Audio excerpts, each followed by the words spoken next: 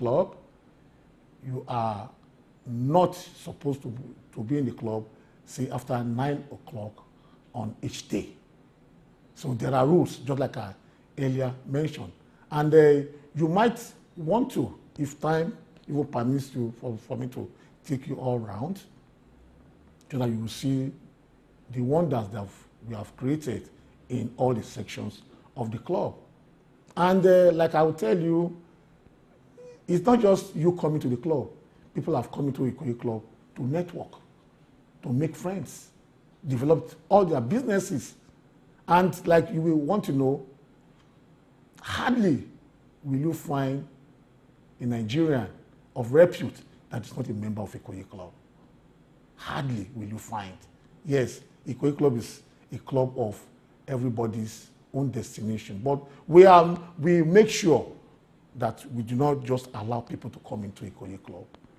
We will have to carry out a serious check on you, security check and whatever. As I speak to you today right now, we have over 2,000 people on our waiting list trying to join Ikoyi Club. But we will not just wake up in the morning and say, oh, you just come and join. Even if you are the richest man in Nigeria, we will make sure that we carry out a check on you if you are a fit and proper person. So it is not money actually that makes you to be a member of Ikoyi Club. It's not money, whether you are even the richest man in Nigeria, but your behavior, how you talk to people, whom you are in terms of personality, in terms of your behavior, that actually makes us to allow you to be a member of Ikoyi Club. Congratulations first to the members of the club, the trustees, the general committee, and all members of Ikoyi Club 1938, as well as the management and staff on the 80th year of the 80th anniversary of the club. Ikoyi Club, as we all know, is the #1 primo uno in the whole of West Africa, if not the whole of Africa, in terms of recreation, their operations, and to define their existence and sustenance in line with what Ikoyi Club has achieved over the years. Ikoyi Club is the first club and even one of the biggest organizations in Nigeria, irrespective of the fact that it's a private members club, to have built, without borrowing funds from anywhere, a multi-story car park, which is an edifice that you can easily see on your way out of the club and driving along the club. You see the multi-story car park, 8 floors, was built by the club, and that's recent anyway. But when you go back in time, you would realize that a lot of great people in this nation have passed through this club as members, and they've always left a legacy that they bequeath to their children, grandchildren, through the values of Ikoyi Club 1938. Ikoyi Club is a club that is known for value, its value orientation, its regulations and rules that should ordinarily define any modern society in attaining value delivery in the society. It's such a lovely club, and it's been maintained over the years, so well. My daughter, who is now 25, when she was born, I used to take her swimming.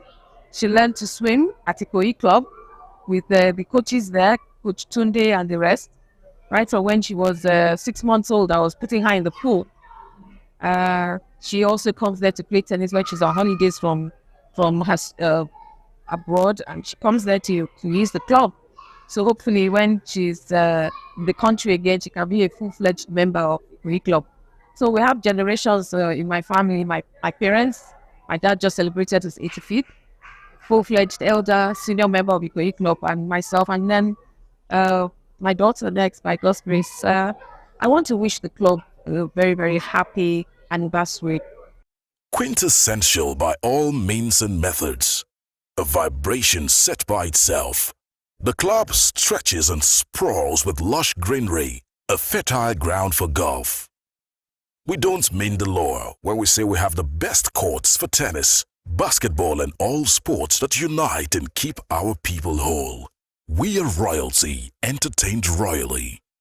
Well, I joined as a captain in 1990, and I retired as an admiral in 1999, and since then I still stay as a member of the club.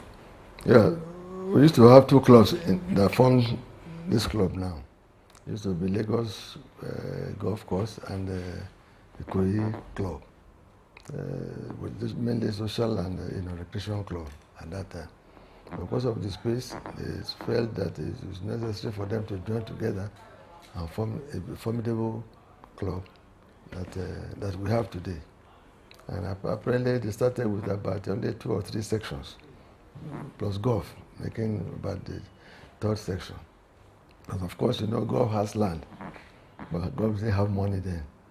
Yes, reflection from those 2 clubs, they now came together and formed Ikoyi Club 1938, being the year the 2 of them merged together to form this formidable club, which I reckon that is very unique, and there's not many of it around the world. Having all the 8 sections like we have now in one place. In particular, golf, which has an expanse of land. The secretariat was used to be part of a golf course, but because the federal government owns the whole Ikoyi at that time, so they were able to take part of it from us, and that's why we are. And since then, the club has been growing and growing and growing in popularity and in population. Well, let me tell you, I'm a 77-year-old man, and I think I'm good for my age. I play golf. I try to play golf at least 3 times a week, and I think it has helped me to maintain my sanity. I don't usually have blood pressure that is outside the normal. So I think that I do some swimming. Those days when I was younger, the days I don't play golf, I go and swim, and that has kept me fit. But I still also thank God that some people still do that, and they still feel awful. So I think my being like this, well, I must thank God, of course, like I said, but the game has helped me a lot. And it reaches, and I'm able to reach so many people, I'm able to popularize myself too as well, because golf takes you to almost every corner of the world. And I think I projected that. I projected the name of the Ikoyi Club 1938 very well. The future of the club is bright. If we maintain the standard we have now, we have opportunity to do it better, and because so many things are happening. The modern world, IT and everything, has changed the whole way we do things before. Now you can stay in your house and pay the bill, stay in your house and pay somebody's bill anywhere in the world, and that has helped the club. You don't need to force yourself to come to the club to come and pay. And that's why in the next future, the IT we take charge fully. And I'm sure if you take a walk around the club, every day we have new things being actually added in terms of our critical infrastructure. We've been evolving and developing, changing with the times to cope with the demands of our members so that we can continue to serve our members very well. So it's always an ongoing thing. The club is extremely responsive to changes, and that's why we are here today, and we still remain the #1 social club in the country. To start with, the club will still remain #1. We are pioneering a lot of changes as we go along, and lately we are bringing more and more of the younger ones into the club to take over from the existing members. So we are not going to change in our ways as a leader in the country. We'll continue to maintain that position. I've been involved with the Ikoyi Club since 1973, when I was studying in England. and I became a member in 79. So I'm now, I'm a life member. I'm one of the few honorary members. There are 49 of us. Well, I thank God for His mercies that all these years I've been a member of the club. And initially it was an Onyibo club, all mostly Onyibos. The club was formed by them, for them. As at in the early 70s, there were very few Nigerians, mostly civil servants and the affluent. When we joined in the late 70s, we were the young ones, young professionals. How old was I? 34 when I joined the club. And you can see at 79 now. Like I said, the club was basically a Onyibo club. But we thank God Nigerians, the first Nigerian chairman was Brigadier Gigi Ali in 1977. And then Nigerians have been chairmen since then. We thank God that we have progressed. Musicians of the grandest levels have graced our stages. From King Sunny Ade, kings have come to entertain kings and queens. The club provides the best nightlife for daydreamers and workers alike, and will continue to do so. This club and its history. Our history is bound by togetherness. Here, everyone matters, like cells make up the body, like matter makes up mass. Club in 1969. At that time, we had temporary membership, where you can join on a temporary form and later become a permanent member. At that time, you joined the club, and it was not compulsory to join any section. There were only 4 sections at that time: the golf section, the swimming section, the lawn tennis section, and other sports section. Over years, they've increased to 8. We now have a separate snooker billiard section, table tennis section, badminton section, squash, and other sports section. Quite a number of innovation. At the time, the sports facilities have been improved considerably over the years. We have more swimming pools. It used to be only 1. We have 2 and 1 for the kids. We had then only 1 bar, which is the main bar, and the section bar. Later on, the other sections have their own bars. The motto of the club that harmony through recreation. It's a multiracial club, and members mix socially and also playing sports. And one of the traditions is that of all the clubs in this town, we have the bars that open the latest. Bars that open the main bar until 4 a.m. or until the last member leaves. In fact, we used to have a very good restaurant, and many members were joining the restaurants, were joining the club then just to use the restaurants. But because of that, we now made it compulsory for all members, both new ones and old ones, to subscribe to 2 sporting sections. And as for discipline, that has been maintained along all the time. With the number of members, we have over 4,000 other members. People they tend to cross each other sometimes. So there should be strict discipline to ensure that harmony and peace are maintained. Well, this used to be a very good meeting place for many members who are in the private sector, because they meet here, particularly the insurance industry. When traffic was bad, no telephones, they used to meet here regularly in the evening to transact business, place business, even settle claims. You can place any business by just writing on a bare tab and just sign off. And then, even then, we had a tradition that even if you have no money, then you can sign a bad check for about 10 naira, which was a lot of money then. Knowing that at that time, beer was selling for only 4 naira a carton. So the batch sheet is sent to your bank for settlement. But if it bounces, then you have to appear for the disciplinary committee. For one, with the number of members that we have parking problems. And we built the first multi-story car park in any club in Lagos. But this has to be increased by putting additional 1 or 2 floors on top of the car park.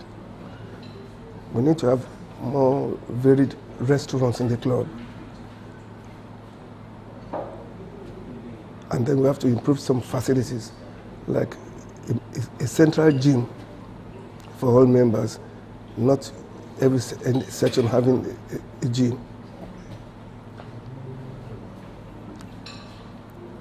And we also need to go back to the old days and have a proper business center for the use of members.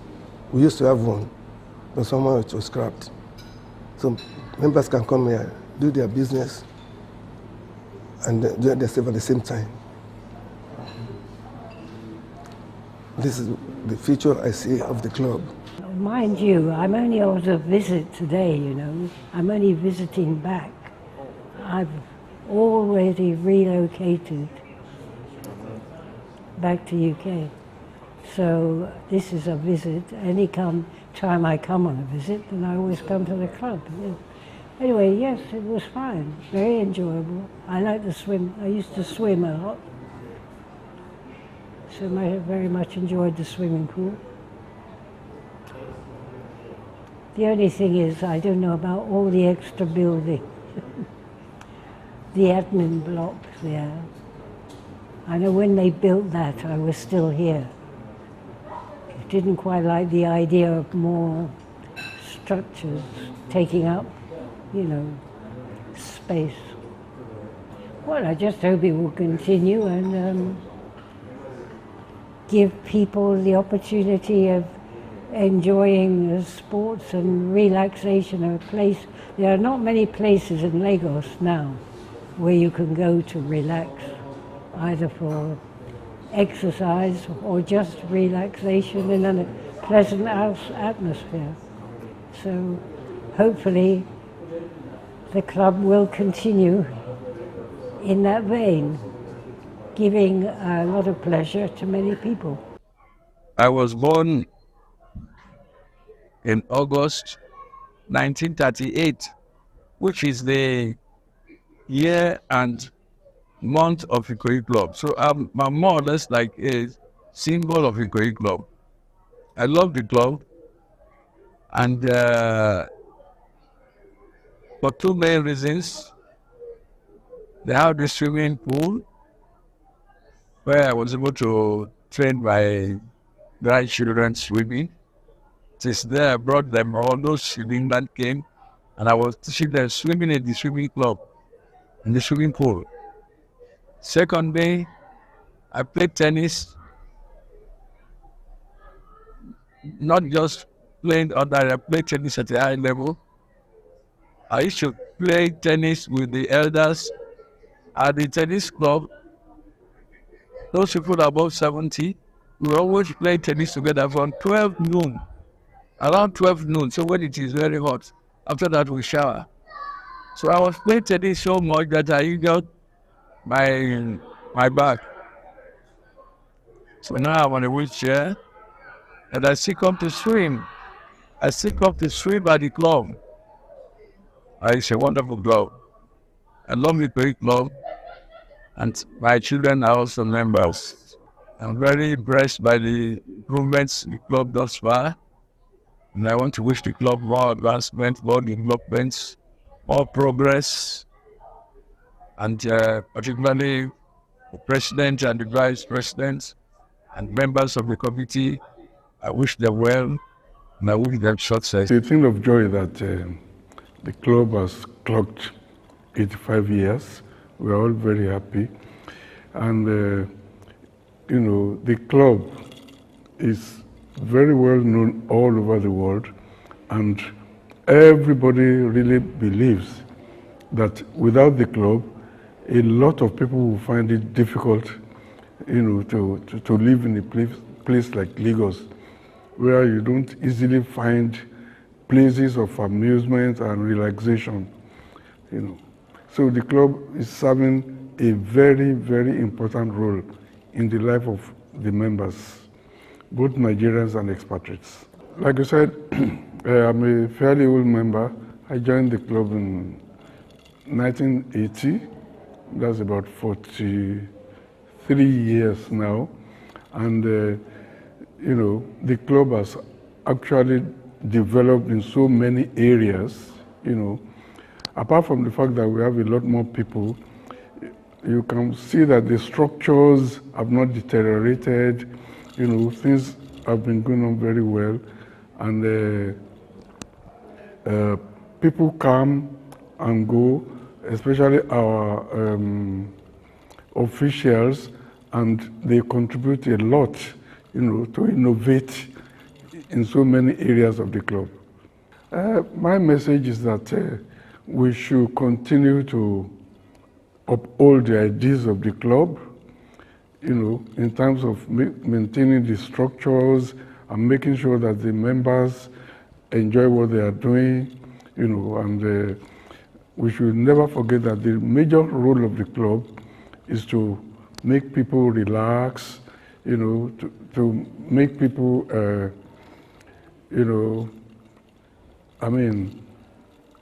feel certain voids in their life. For instance, there is a library where you can come and read and educate yourself.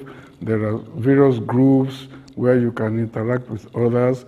There are various sports sections, where you can play a lot of games, golf, tennis, etc. You name it, Ikoyi Club is probably the only club that I know in Africa where you have a collection of so many, items, that people need to relax and enjoy themselves. So my message is we should keep the flag flying and make sure that the facilities don't deteriorate. The younger generation has a different perception of things. I hope they will be able to maintain the standards of the club. Although the club has a rule, there's a rule book that guides the club. Nobody can go beyond it. But I hope and I pray that the younger guys, with their youthful exuberance and all those things, they will still be able to maintain the rules of the club. And that's all. Otherwise, the club will go down. Okay. It's the rules. You see, for example, the Ikoyi Club, it doesn't matter who you are. If you are found wanting or you committed an offense in the rule, you will go to the disciplinary committee and they will judge you accordingly. If you're supposed to go on suspension, they will suspend you. If you're supposed to be given warning, they will warn you. But Ikoyi Club is strictly managed and governed by the rules that have been set ever before. Although there are mutual amendments, but the rules are there. So every member, every new member or every member has a rule book at hand. For example now, if my driver commits an offense, they are not going to punish my driver. They're going to punish me. So that shows that once my driver is coming with me, I have to imbibe the rules of the club in my driver, in my children, in my wife, in everybody. Because if they offend, it's not them they will do, it's me they will cost. I was inducted into Ikoyi Club sometimes in year 1996, and since then it's been an exciting time to be a member of Ikoyi Club. As we all know, Ikoyi Club is one of the foremost sporting club and members club in the whole of ECOWAS sub-region, particularly probably one of the best three in the whole of Africa, with about 9 sporting sections. No other club can actually rival Ikoyi Club in terms of facilities and infrastructure and what it presents to the members in all ramifications. It's been an exciting time, as I said, being a member of Ikoyi Club, and the networking opportunities has been tremendous. In Ikoyi Club, you find who and who in our society in Nigeria. from the army generals to the politicians to business mogul. They are all members of Ikoyi Club. So it presents a very good network opportunities, presents a good sporting where you can unwind, meet people, keep fit, generally attend to your health in terms of sporting facilities. So it's been a wonderful experience. And we are happy that we turned 85, and hopefully by the grace of God we'll be here in another 100 years to come.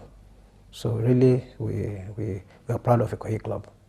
This is Ikoyi Club 1938, an enduring legacy, octogenarian and kicking. Biscon TV's 6th anniversary special celebration bonanza. Offer opens for interested broadcasters to audition for positions like newscasters, sports reporters, program presenters in politics, entertainment, business, and so on. Biscon TV's 6th anniversary special celebration bonanza auditioning begins on Monday, the 4th of September on a daily basis till the 20th of September 2023, the day Biscon TV turns 6 years. Prospective candidates should report to Biscon TV Global Corporate Headquarters, 12 Sylvia Crescent, Anthony Village, by Zenith Bank, Anthony Village Branch, Lagos. Time, 12 noon daily, from Monday, the 4th of September to September 20th, 2023. There will be special Biscon TV 6th anniversary present for the best 10 of the lots. Biscon TV, the fastest growing, most watched 24 hours television station on YouTube globally. Biscon TV. Engaging, interactive, and all-encompassing. It's 6 glorious hearty cheers to Biscon TV on the stable of Biscon Communications Global Media Network.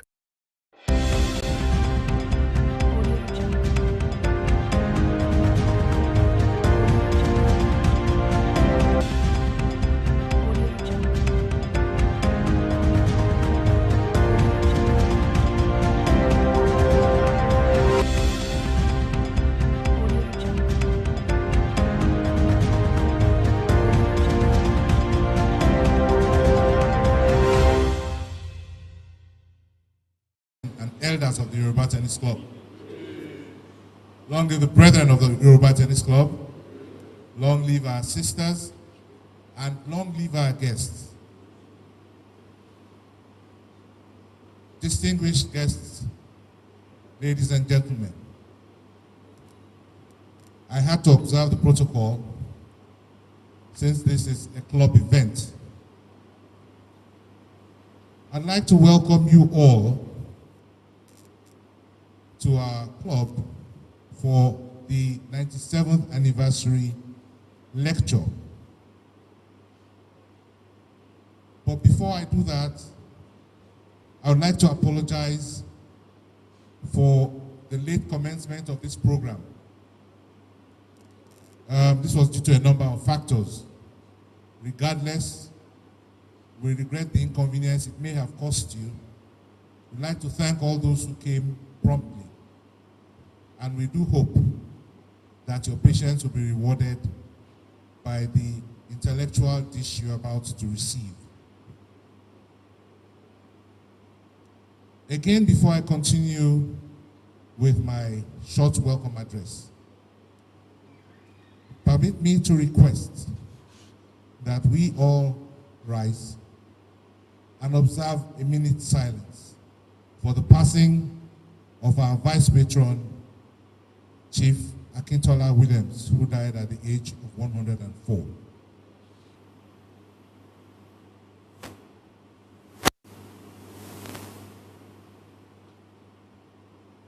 May his soul and the souls of all the faithful departed through the mercies of God rest in perfect peace.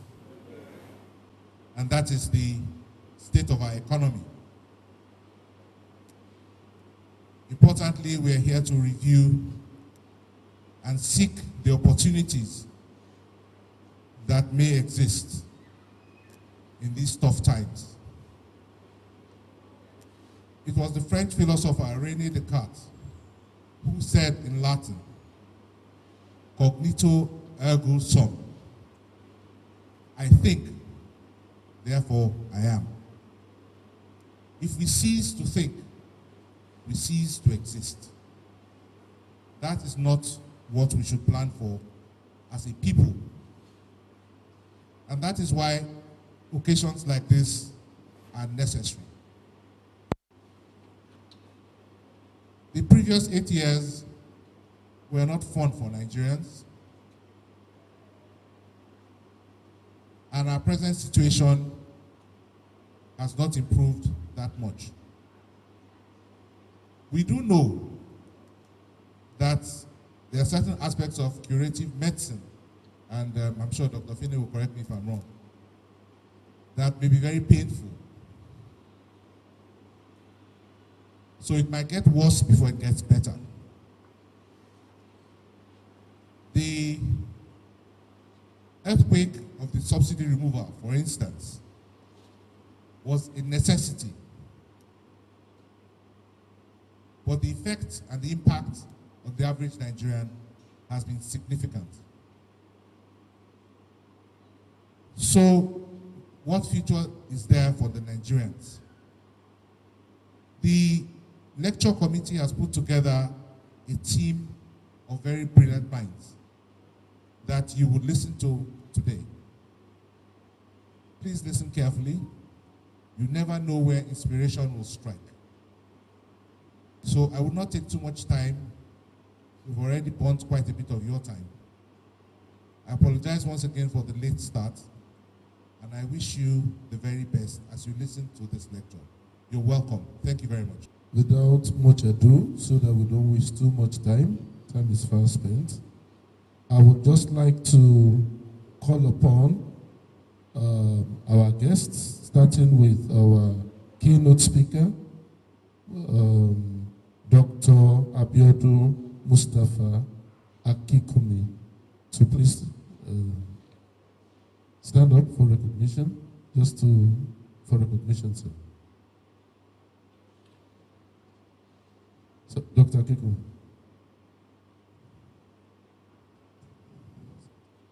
No, besides.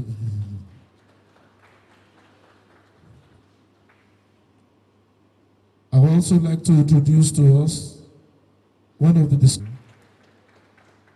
Obiodun Adedipe. Citation of our guest lecturer today. Thank you. Thank you, brother.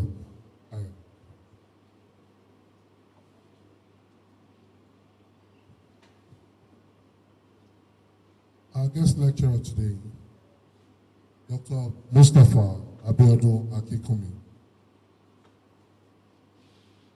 He is a financial and development economist, an author and technology strategist. He served briefly as the Honorable Commissioner for Finance, Lagos State. He's an associate professor of finance and economics at the American University of Nigeria, Yola. He sits on the board of Global Credit Rating Company Limited, recently acquired by Moody's Corporation, and is also a director at Brickfield Road Associates Limited, a data science firm. He has over 25 years experience in estimation, planning and forecasting using statistical and economic metric methods, with particular expertise in risk, expected utility, discounting, binomial tree valuation methods, financial econometrics models, Monte Carlo simulations, macroeconomics, and exchange rate modeling.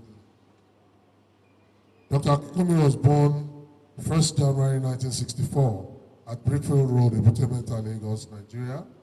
His parents brought him up in a very strict Islamic and disciplinary environment.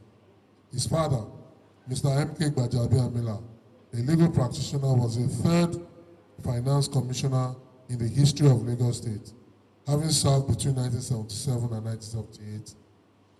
And theirs is the only family to produce a father and son as commissioners of finance in Lagos State. For his early education, Dr. Akikumi attended the Mount Carmel Nursery School, Ebutemeta, and the Holy Cross Catholic School, Lagos Island, and the Methodist Boys High School for his secondary education. Subsequently, he enrolled at the Newman Preparatory School, Boston, Massachusetts, USA, and earned a Bachelor of Science and Master of Science in Computer Science from New York Institute of Technology, Old Westbury, New York, USA. He earned a Master's of Arts and Doctoral in Economics from the Fordham University in New York, USA. His career has been in high-profile. He has been in high-profile positions as a consultant, financial advisor, project manager, and business strategist to AT&T, Bell Labs, Salomon Brothers, Goldman Sachs, Fibro Energy, First Boston, Credit Suisse, First Boston, World Bank, and Central Bank of Nigeria. He has done extensive software development on quantitative analysis of capital markets, revenue, and payment gateway, predictive analytics, data science, and credit risk management. He has a record of success in identifying and implementing change management programs and institutional development initiatives in both public and private sector organizations. Furthermore, as a cultured academic, he has conducted teaching and applied research in areas that include analysis of expenditure patterns, corporate finance, financial economics, and exchange rate modeling for the Manhattan College, Fordham University, and American University, Yola, Nigeria. In 1990, he founded the Technology Solutions Incorporated, TSI, in New York, which focused on data science and software application development for major financial service institutions. And after 10 years of successful operations and rapid growth under his leadership, TSI was acquired by a publicly traded technology company based in the United States of America in a value-creating transaction. Dr. Akikum is currently an associate professor of finance and economics, a bold reformer, and as Honorable Commissioner for Finance, Lagos State, Dr. Akinkumi oversaw the successful implementation of the Treasury single account, resulting in enhanced transparency and efficiency that immediately realized savings of up to 30 million US dollars for the state. At the time, Lagos State had incurred immense debt and as part of its cost-saving strategy.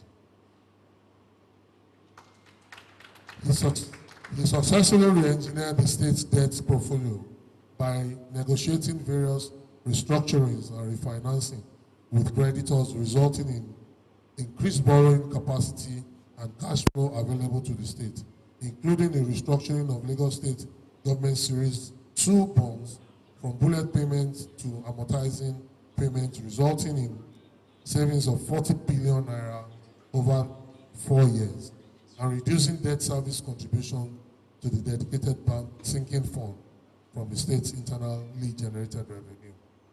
With his background in economics, in financial economics, he devised means to restructure and reposition ailing companies managing the state's stolen assets and pull the cash flows in an SPV, off the back of which the state was able to raise up to 140 million US dollars, while masterminding the integration of a comprehensive waste management policy into existing stack structures, creating fiscal space for funding the initiative by streamlining multiple taxations. Dr. Akinwumi is an author.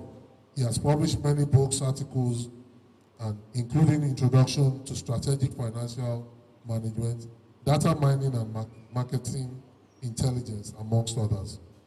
Ladies and gentlemen, I present to you Dr. Akinwumi.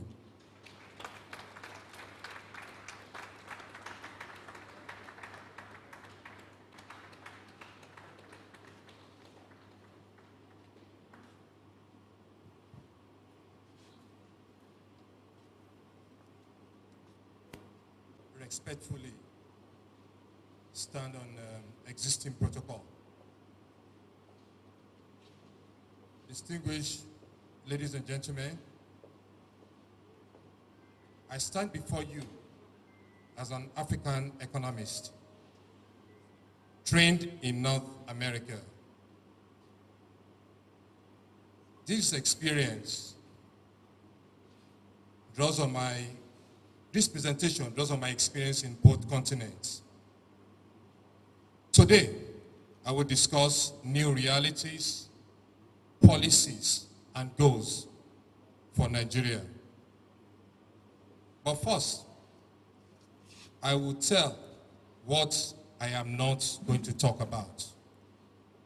First, I will not talk about Nigeria's lagging economic growth, which went down to 2.5% in Q2 of 2023 from 3.54% in the same quarter year before, in Q2 2022. What makes economic growth potentially tragic, that makes the growth potentially tragic, is that population growth that exceeds economic growth. It's a complete disaster. Secondly, I will not talk about ways and means of the CBN and governments crowding out the private sector. I will not talk about CBN recent rumor on Naira denomination. If at all, CBN tried to implement it. The effect on micro and macro is zero. Demand and supply of goods and services will not change. Net investment, government spending, net exports, and balance of payments will experience a change of cosmic, which do not have any economic impact and at the level of household consumption. I will also not talk about how Nigeria sadly missed a global windfall of oil prices because of our lagging oil production. Production numbers declined significantly during oil price boom. Is Nigeria saving for a rainy day? Perhaps a better future is what I want to talk about. I will also not talk about cryptocurrencies, which our ex-Vice President Oshibajo did in 2021 when inflation was creeping up. In first quarter 2020, inflation was 12.3%. And exactly a year after, inflation went up to 18.2% in Q1 of 2021. And at the same time, per capita GDP was declining. Lastly, I will not talk about ECOWAS or potential war in Niger, nor will I discuss Kamala Harris' April trip to Africa. Chronically, unpopular Vice President, US Vice President Kamala Harris, who may one day be America's first woman president, completing a NAFTA trifecta that includes Mexico's next president and Kim Campbell, who was Canada's prime minister in 1993. Finally, what would I like to talk about is Bidenomics. Bidenomics. And how this policy package is relevant to Nigerians' current situation. What is Bidenomics? Both President Clinton and Barack Obama promised to revive the economy of the middle class, and both enacted laws that helped millions of people. Clinton expanded children's access to health care and implemented tax credits for low-income families. Obamacare, on the other hand, made it possible for almost everyone to get some sort of health insurance. Yet, neither Obama nor Clinton managed to alter the basic trajectory of the American economy. Income and wealth inequality, which had begun rising in the early 1980s, continued to do so. So did inequality in other measures, like health and life expectancy. Bidenomics rejects the idea of trickle-down policies in favor of focusing on the middle class. Growing the economy from the middle and bottom up, not the top down, is Biden's mantra. When that happens, everybody does well. The wealthy still do. Everybody does well. Biden said. Noting that the media came up with the name Bidenomics. This vision is a fundamental break from the economic theories that filled Americans' middle class for decades now. Trickle-down economics, which was the heart of President Ronald Reagan's policy and continues to be the guiding light of Republican lawmakers, typically revolves around tax cuts for the wealthy and large companies. Supporters say the benefit flow down to the middle class and working Americans, boosting economic growth more broadly. But many experts dispute the effectiveness of this practice and lifting outputs. Biden argues that supply side an economy has cost jobs and hollowed out the middle class. As it happens, Kamala Harris' father was a Marxist economist. They meant well, but apart from Alexandra Ocasio-Cortez, popularly known as AOC, and Bernie Sanders, they had very little impact on modern economics. Both are notably anti-market, pro-socialist, or generally clueless about general concepts from the field of economics. We had one recently as the president of this country. Finally, I will talk about the monster that confronts us all, inflation. Many have offered solutions to Nigeria's chronic inflation, including wage increase. Some banks are doing that now, and other palliatives. Sadly, all of this may just get us in deeper trouble. But how did we get here in the first place? Under ex-President Obasanjo, GDP per capita increased from in 1999 to $2,088 in 2007. MPR, monetary policy rate, was on the average of 9.13% in 2007. Inflation was 11.8%. Oil price was on average of 37.5 per barrel. Keep in mind, in 1999, Nigeria's external debt profile was 29 billion, and it was paid off before ex-President Obasanjo left the government. Under Goodluck Jonathan, per capita GDP rose from $2,397 in 2010 to $2,680 in 2015.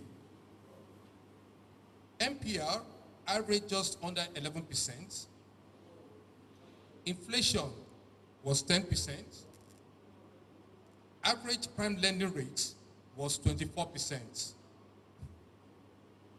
the banks had a spread of over 12%. 2022, for the first time in the history of Nigeria, the financing from the CBN accounted for nearly 58% of total financing in 2022.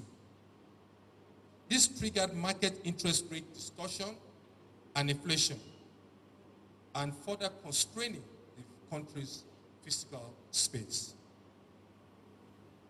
Buhari helped the monster inflation grow and make our lives miserable. Economic 101 tells us to keep real interest rate positive. And it's always easier to keep real rates positive if inflation is low. That monster, inflation, is key. This is important.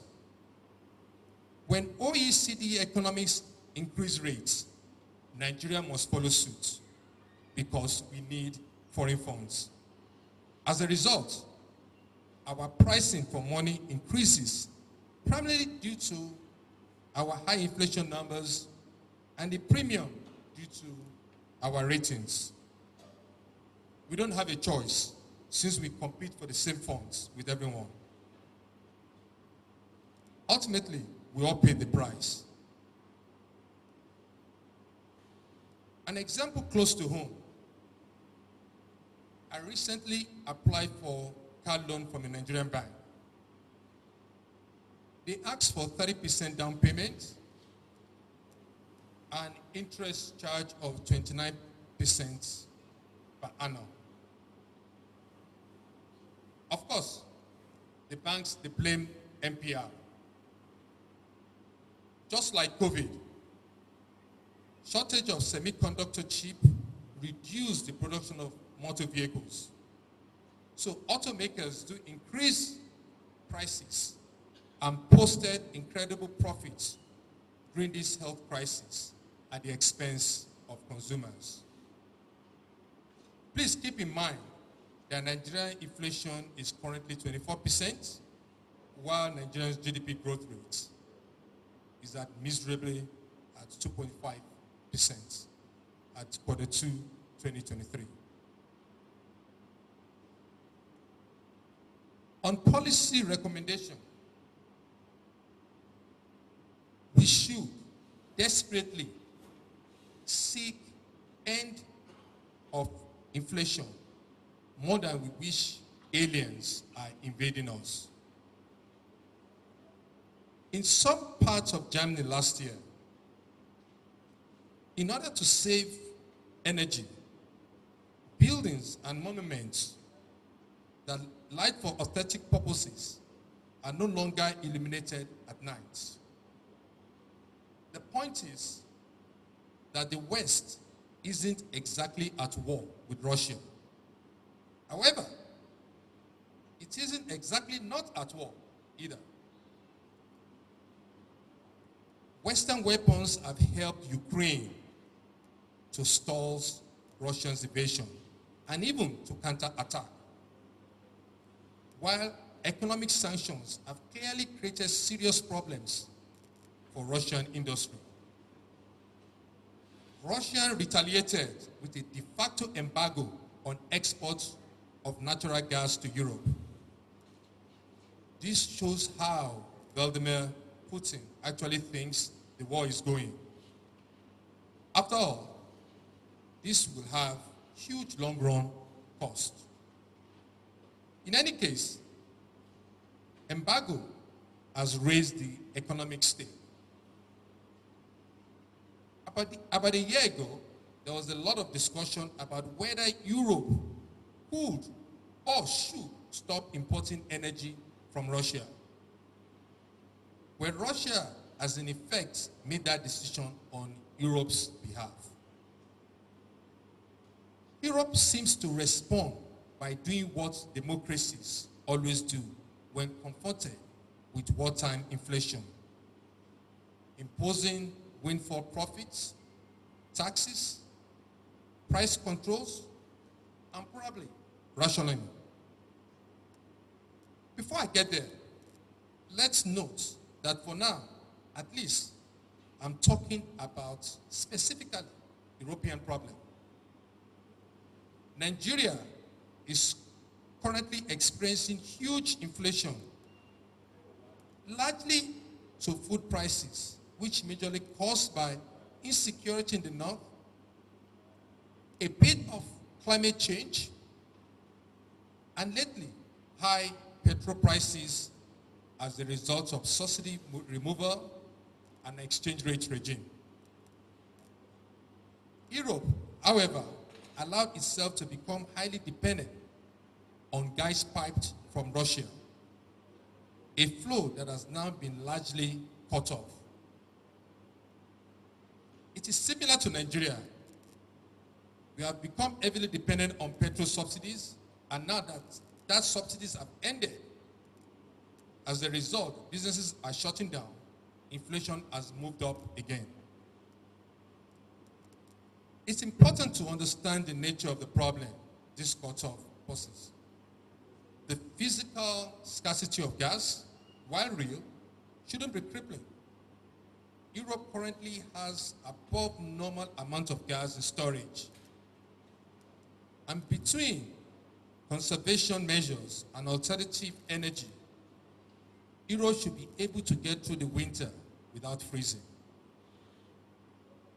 The key problem is financial and ultimately social. European gas prices have soared, and as buyers turn to alternatives, prices of other energy sources, including nuclear, renewable energy, and coal, have also soared. Textbook economics says that this is how things are supposed to work. Europe is facing a major energy shortfall, higher prices. Give everyone an incentive to elevate that shortfall. Consumers will have an incentive to turn down their thermostats, improve their insulation, and wear sweaters. Producers will have an incentive to maximize production and add capacity. Letting markets do their thing is the efficient policy. Energy producers whose costs haven't risen will reap huge profits, while many families and some businesses will face financial ruin from gigantic energy bills. Just of recent, in Germany, economic power is weakening. Industry is struggling, aim high energy costs, and too much bureaucracies. Companies' order books are empty out. The progress of digitalization is sluggish. Infrastructure is dilapidated, and the construction industry has outright collapsed. Inflation has set prices soaring. People are buying less. There is also macroeconomic risk. Europe still has powerful unions, and some of them will be in a position to demand wage increase to offset a soaring cost of living. The results could be a wage price spiral that could be costly to unwind. So just letting energy prices or transportation rise isn't really an option. What about handing out lump sum checks to compensate families for higher energy or transportation costs, just like our own palliatives and non-conditional cash transfer from the Federal Ministry of Humanitarian? On paper, this may look like a good idea, since people still have an incentive to limit energy consumption, or in practice, different families, even if they have similar incomes, can have different energy or petrol or transportation bills. And people who happen to live in poorly insulated homes or far from the place of employment can't fix that problem in a very short notice. So, Europe seems to do what I said democracies always do when faced with wartime inflation. And that is try to protect the public from very large price increases and also try to prevent extremely high profits at the time of public distress. The prime of which is tackle inflation. It took time to look at the American approach of some past administrations, which was about trickling down, address the big companies. Of course, it failed because it did not change the trajectory. That was the Republican approach.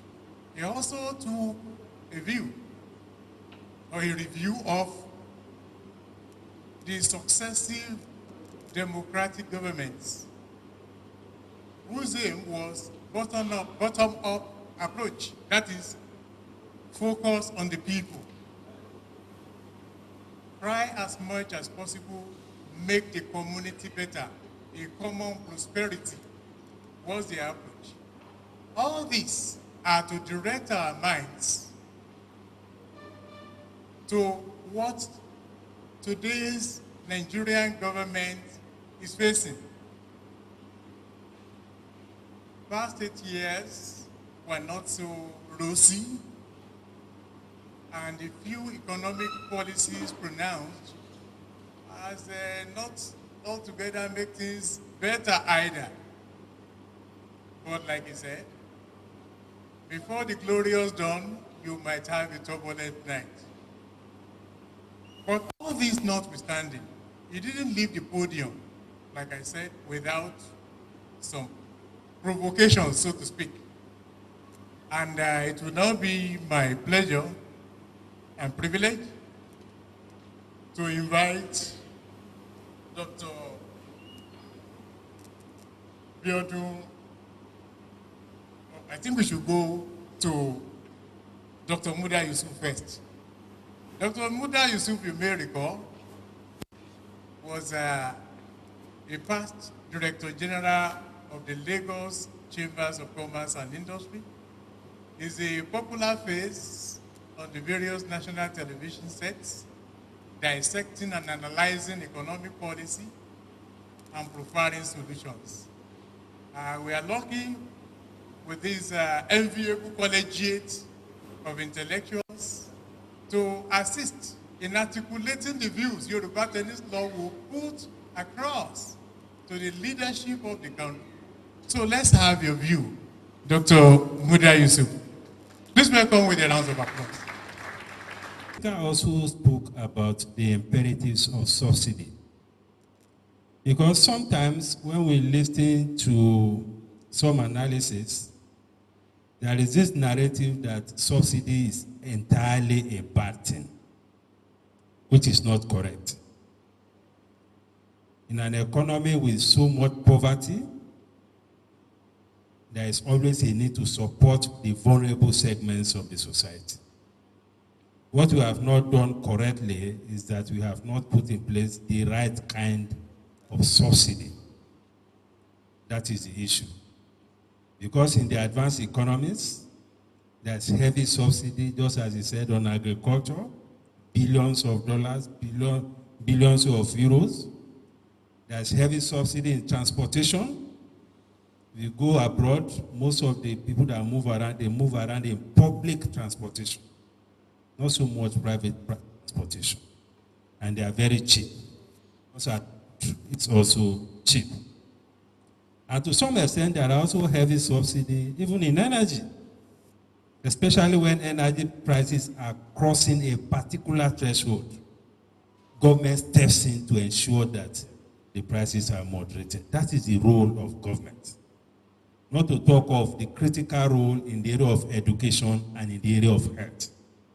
These are critical responsibilities of government. So it is not always the case that we consign the economy entirely to the private sector. We must constantly emphasize the need for government intervention. So very good paper, but having said that, I'd like to deviate a little because the topic I was given and communicated was transforming crisis to opportunities, and charting a new economic course for Nigeria. Of course, that has been dealt with in a large part, but I will deviate slightly to look at what exactly are these crises that we are talking about. Because this administration that we have is grappling with a legacy of crisis. That is part of the reason we are where we are. But it's also very important for the administration to get it right in its corrective measures to put right some of these crises.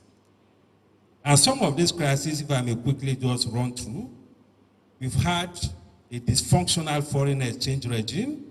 It was characterized by unprecedented parallel market premium. The foreign exchange environment became very chaotic, it became very opaque, and it became very corrupt. That was the situation with our foreign exchange market. Talk to any corporate, anybody who is operating in the corporate environment will tell you how bad the situation was. So there was massive corruption. The forex environment became a paradise for those who are round-tripping the official forex. Foreign direct investment did not only decline, but it in fact contracted by about $180 million in 2022. That again was how bad the situation was. We had a huge backlog of unmet forex demands. Many foreign investors could not repatriate their capital. And how do you attract foreign investors to your country when those who are already here are struggling to even repatriate their profits, dividend, and capital? Of course, that is a no-brainer. So that was also a major crisis. We had many funds that were trapped. A good example was the example of the airlines. Only recently, President Tinubu was assuring the head of government of UAE about how to resolve that crisis. So when investors' funds are trapped, that is a major crisis for the economy. The foreign reserves also declined massively. The figures we were told about our foreign reserves that we had about 34 billion US dollars. Now, in the last couple of weeks or 1 or 2 months, the story is changing. Particularly after the disclosures on the CBN accounts. We now discovered that the figures we thought we had in terms of foreign reserves are not exactly what we have. And that, unfortunately, has further fueled speculative activities in the foreign exchange market, thus worsening the crisis that the administration had to deal with. Many domestic investors could not honor their forex obligations to their offshore suppliers, creating a serious credibility crisis for them. Many of our domestic investors in business and all of that normally enjoy even some credit facilities from abroad. But because of the crisis in the forex market, they could not meet those obligations. They had their Naira deposit in the banks, but the forex could not be transmitted to their suppliers. And because of that, many of them even lost their credit lines. They had a major credibility problem. And that further created a major reputational problem, for us in Nigeria. Then there was massive contraction in capital flows. Forex regime also penalized exporters, because at that time, I'm talking of under the Emefiele regime, when exporters bring their export proceeds, they are expected to convert the export proceeds at 450 naira to the dollar. And because of that, many exporters were not declaring their proceeds. Many of them were not documenting their exports. And of course, it makes sense. How can you, in an economy where you have an exchange rate on one side of 250, and you're asking exporters to come and deposit their foreign exchange at 450? So it created a whole lot of chaos, even among exporters. So at the time when we should be encouraging exporters, the policy was penalizing them, which is the exact opposite of what we needed to have. That, again, was a major crisis. Then we have the Naira redesign policy. It was a complete disaster. Just created unnecessary problem for everybody. And surprisingly, in spite of all pleadings, this man did not yield. Not even the Supreme Court judgment. Again, that was a major crisis. But thank God, that has been put to rest. Then we had massive crude oil theft. We could not meet our OPEC quota. There was massive importation of petroleum products, which was putting a lot of pressure on our foreign reserves and creating a problem in our foreign exchange market. That, again, was a major crisis that was inherited. Then we have the insecurity problem. We have the fiscal crisis. Public debt grew from about 12.5 trillion naira in 2015 to almost 50 trillion naira as we speak. By the time we factor in the CBN Ways and Means, which has now been securitized by the National Assembly, our public debt will be getting to about 77 trillion. That is huge. So it's no surprise that we are spending almost 100% of our revenue to service the debt. That is also a major crisis. Then the issues of fiscal deficit, which has been growing massively. So in the context of this, the present administration has undertaken some key reforms. The reforms have been good, but at the same time, the reforms have been very painful, unfortunately. We had this fuel subsidy removal, which had the biggest devastating effect on the welfare of the citizens. And we can understand. Because we have a population where almost 90% of our goods and people move on road, which is dependent on petroleum products. However, that reform has brought some benefits, which I will just quickly highlight. We have seen significant savings in government revenue. The FAC allocation increased to a level that we have not seen in many years. Almost 2 trillion naira to FAC. That is federal allocation revenue to be shared by all the states of the federation. We have a reduction in the smuggling of petroleum products. We have substantially eradicated the inherent corruption in fuel subsidy. We have reduced domestic consumption of petroleum products. Before now, we are told we are consuming 65 million liters per day, which was scandalous. Now the figure we are hearing now is about less than 40 million liters per day, or 30 million liters per day. I'm happy Mr. Oyebanji is here. He may even help us to flesh out that. But that is a major component of the reform that we are dealing with now. And the outlook for private investment in that sector, in the downstream sector, is getting brighter. Although, as a result of the pushback from the labor and the citizens, there has been a slowdown now about the full deregulation of the petroleum products.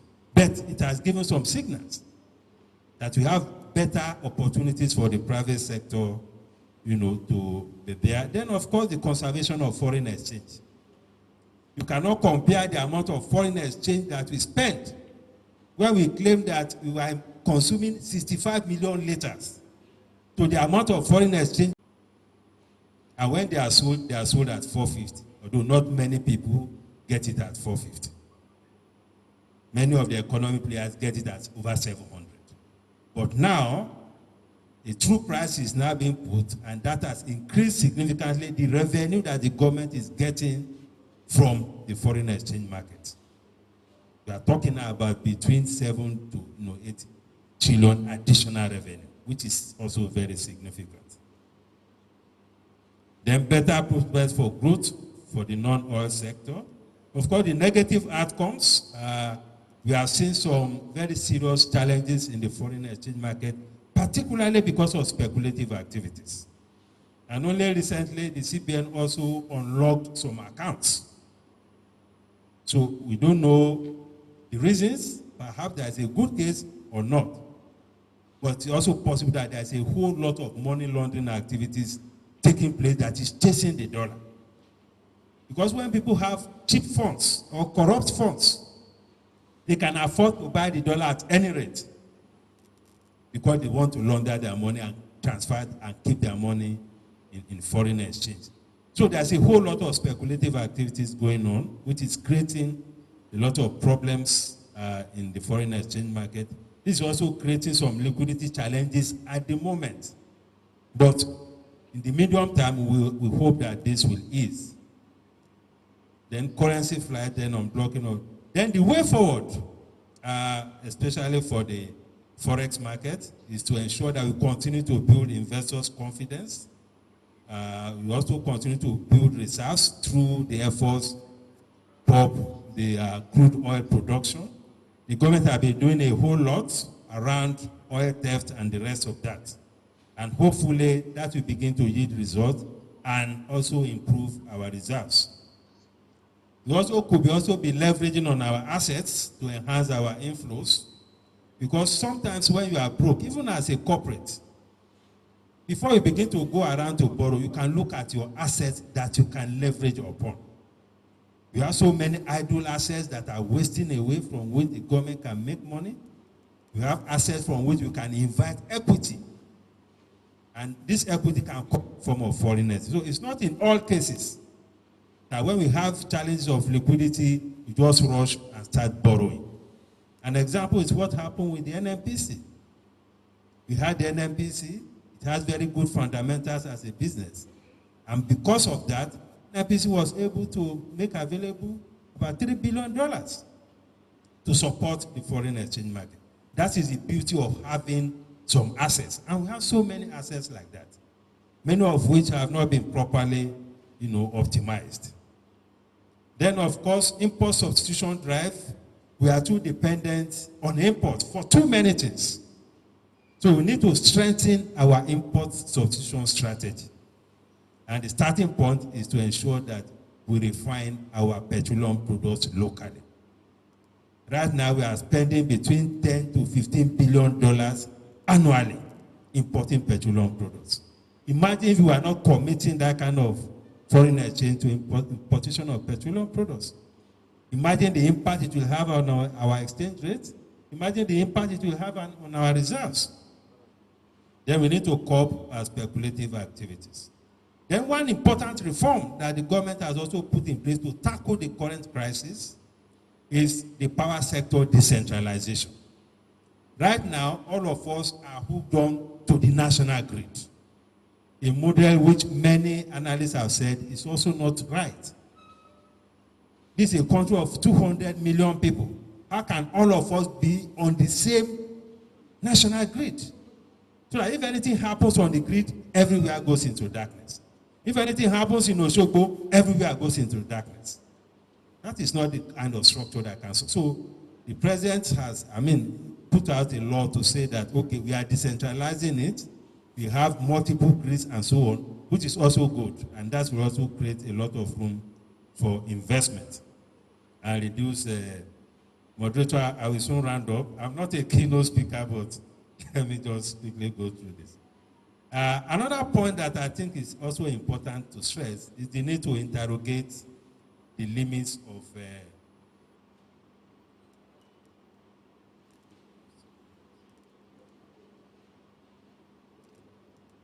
is to interrogate the limit of market forces. I'm a strong advocate of free market economy. I believe in free enterprise.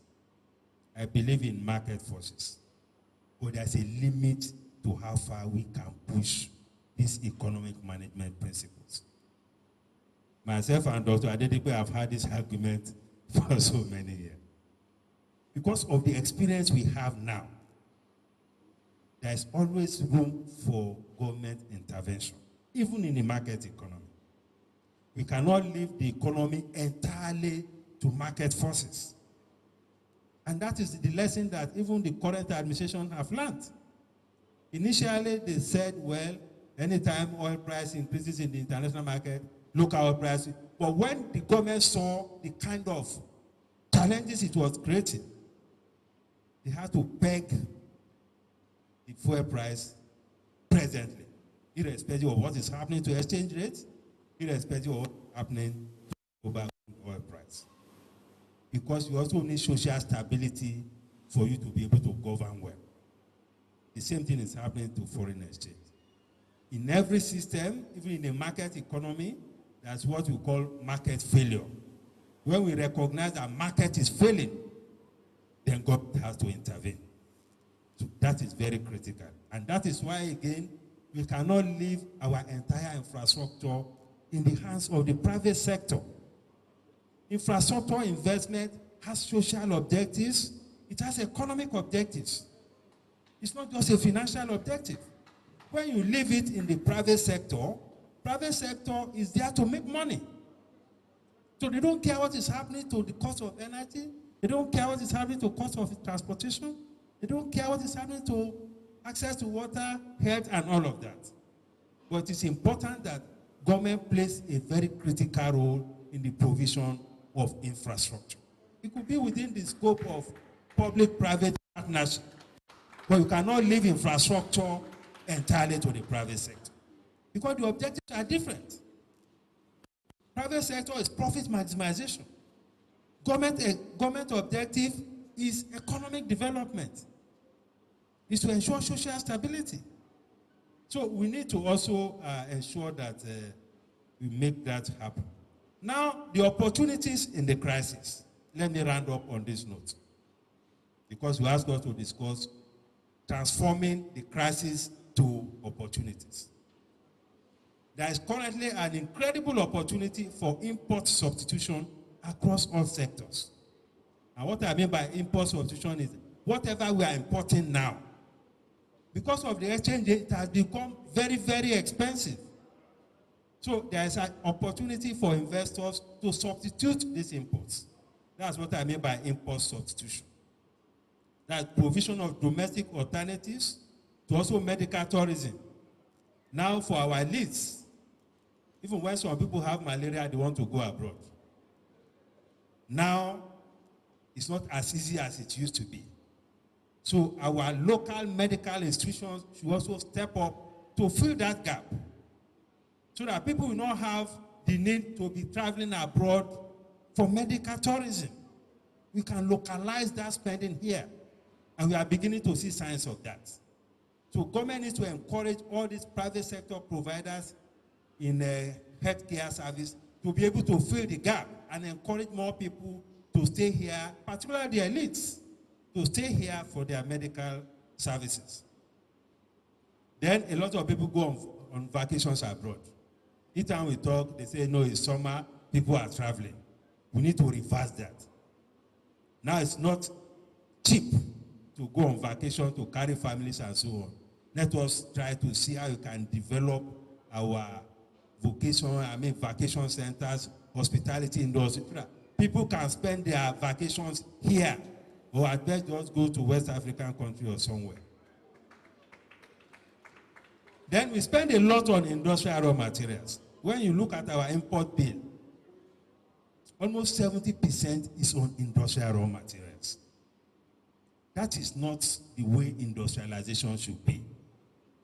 The beauty of industrialization is that you must source at least 50 to 60% of your raw materials locally. That is how industrialization can benefit the citizens. That's how you can generate multiplier effects for other sectors of the economy. So this is a challenge. It's an opportunity now for us to change the narrative and make sure that now that forex is hard to come by, let us look inwards to source raw materials locally and create jobs locally. Then the same thing for local fabrication. The cost of food is high. Food inflation is high. But it's an opportunity for investment in agriculture. After all, almost 80% of the food we eat are also local foods. So that has opened up new opportunities in agriculture. Then there is also opportunity for diaspora Nigerians. People complain about Japa. Japa is not necessarily a bad thing. It's not necessarily a bad thing. Diaspora remittances last year to Nigeria was $21 billion. $21 billion. The more people that japa, the more we get those remittances. In India, in 2022, diaspora remittances was $100 billion US. In India. In Philippines, last year it was about $38 billion US. And some of these countries even have a deliberate policy to package their citizens for export. To go and do work and remit money. Our diaspora commission, that is part of the thing they should be doing. It's not just that when the president goes abroad, just gather Nigerians and the president be addressing them. No. We have a population of 200 million people. Many of them are young people. Let us have a deliberate policy for artisans. A plumber in the US earns about $50 per hour. They have a deliberate policy of training young people to be caregivers. Caregivers are people who take care of children, take care of old people, and so on. They are in high demand abroad. Rather than all our guests just hanging around, some of them to prostitute, let us have a framework to package our citizens, not only medical doctors, even mechanics, plumbers. There are opportunities out there. And be shocked how much money they are making, especially now when you convert it to dollars. It's a lot of money. So there is nothing, we should not discourage people who want to japa. In fact, we should encourage them, package them so that they can go there and send money home to their. As I indicated earlier, it's big. And along the line, it recognized the fact that we require to build, governments require to build the middle class. And all these could be done through policies. Understanding of what the crisis is, and of course, the direction we are supposed to go. Now, the crisis we face in Nigeria today is in 7 crucibles. The 2 of them I've already spoken to. The keynote speaker dealt on macroeconomic instability, and in particular I dealt with the problem of inflation. So initially I thought I would just now speak to the triggers of the inflationary challenges we are facing today in Nigeria. But when Buddha came, he went further, and of course I mentioned so many of these. So what I will deal with is what I simply put here as what needs to change. Because the essence of this discussion today is to be able to make some recommendations to our dear president in terms of what my brand as policy advocacy. And that's why I call it what needs to change. Now the keynote speaker has spoken very well about inflation. 2 major issues there for me, which he mentioned. One is the food inflation dimension. And when it comes to food security, there are 4 basic items.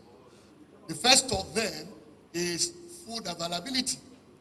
It of course means we need to produce more of what we consume. Secondly is affordability. which means the food has to be affordable. The third component of food security talks to the quality of the food itself. And then the fourth one is what we might refer to as what is of interest to the advanced economies.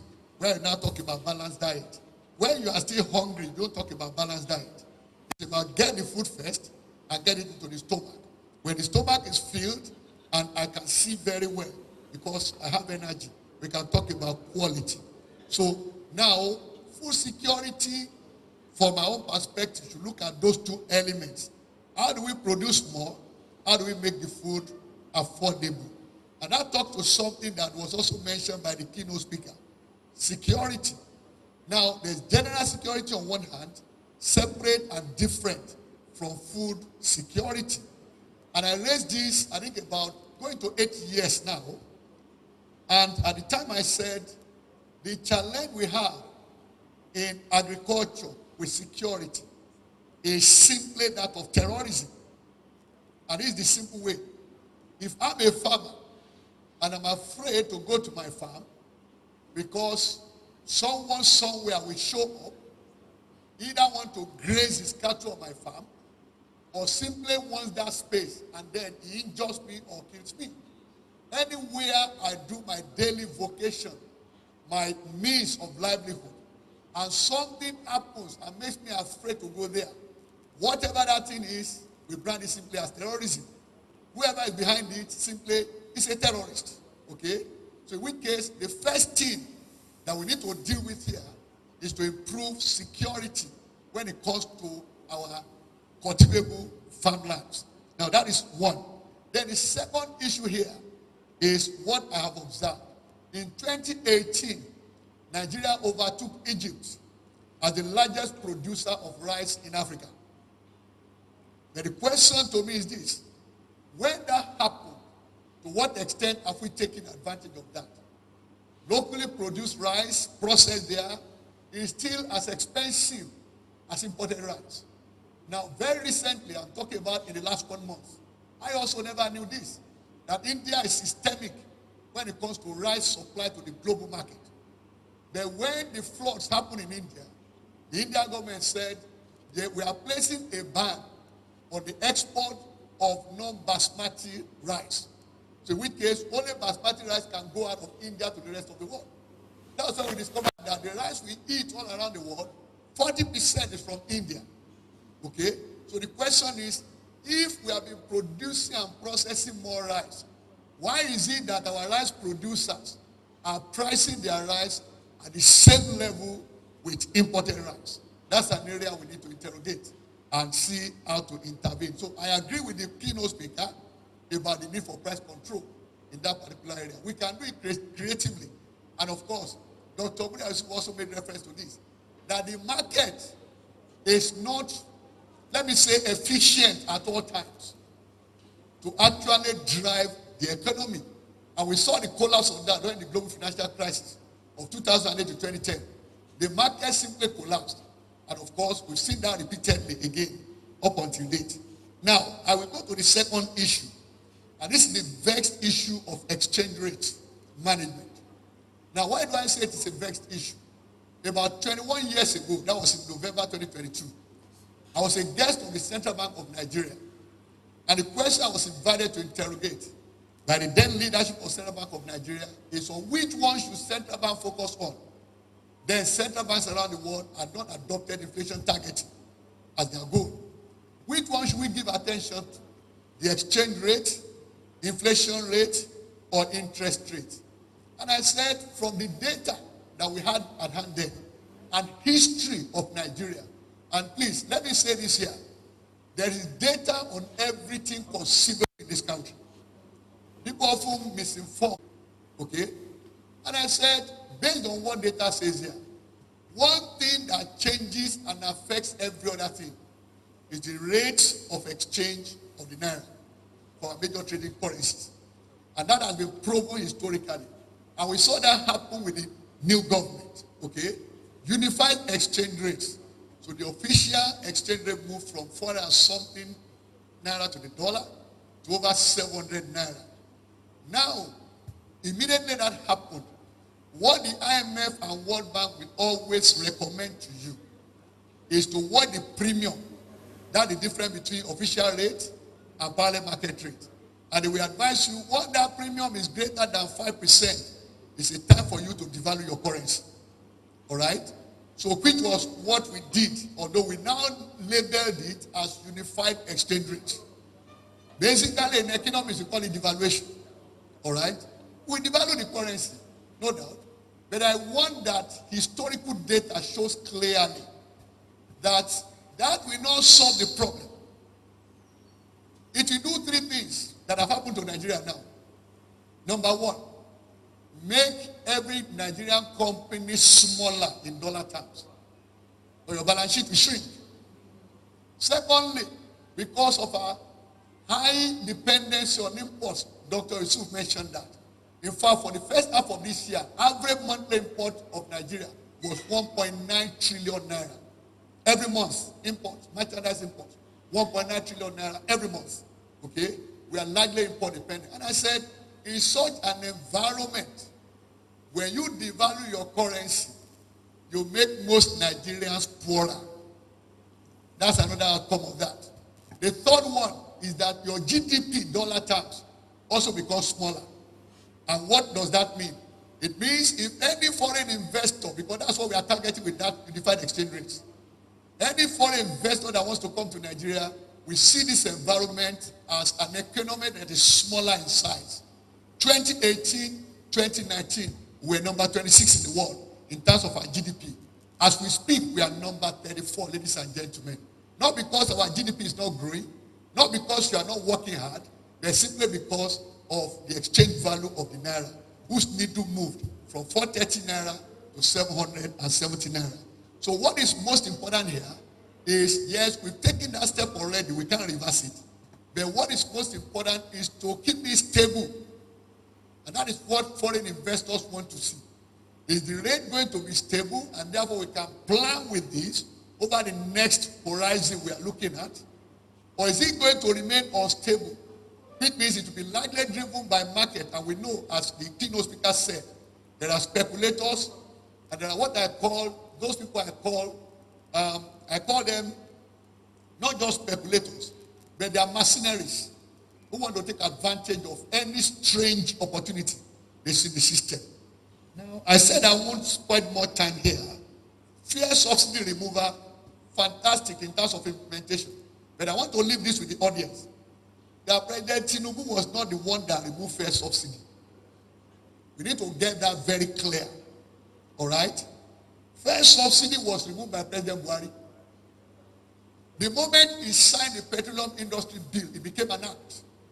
That was December 2021. Subsidy was removed in sections 205 to 208 of that act.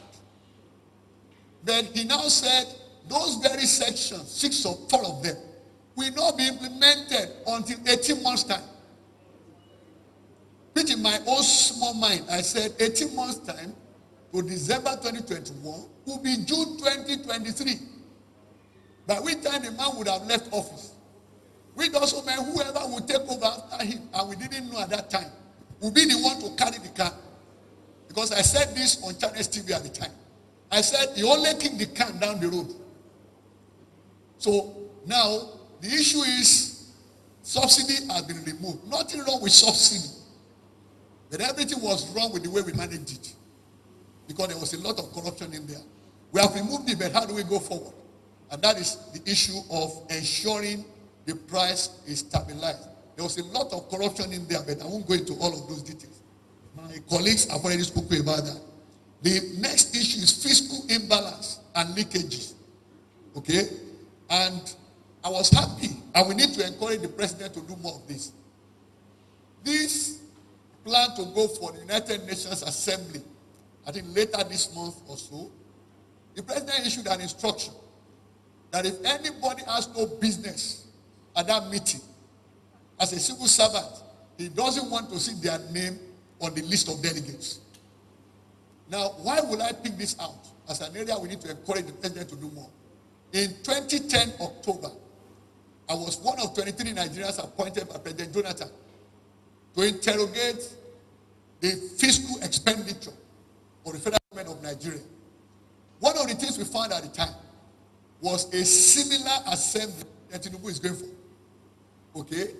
Where Nigeria had only 2 seats, but there were 200 people that went to represent us. Meaning that 198 of them went to New York only for shopping. Okay? Now, we repeatedly, which means a major thing in fiscal operations is identifying leakages and ensuring we plug them.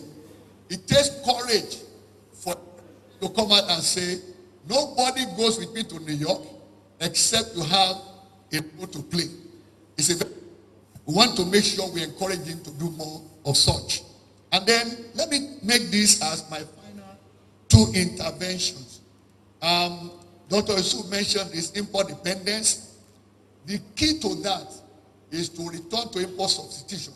I've had some people argue against it, but I'm all for import substitution because what we have discovered is this. In the early, let me even take it back to 1960s. In the 1960s, when Nigeria began this, we grew percentage of contribution of manufacturing to our GDP to between 9 and 10%. And by the time we got to early 1980s, the local content of some of the things we were producing here was very high. In particular, when I served as an advisor to the president some 12 years ago, we had an interaction with the Nigeria Automotive Council. And the Director General told us that, look, Pojo 504, ladies and gentlemen, we got to a point where 70% of the components were manufactured there in Nigeria. But because of sophistication, we abandoned it. We didn't do what Brazil did. What Brazil did with Volkswagen, we began with Pojo and then we abandoned it. We also began with Volkswagen, we abandoned it. So the question should be this for us. How do we, even when we encourage domestic manufacturing, deepen the local content? That is the connection to job creation, where we can now grow our economy, number 1, sustainably, number 2, inclusively, and number 3, in a sustained manner.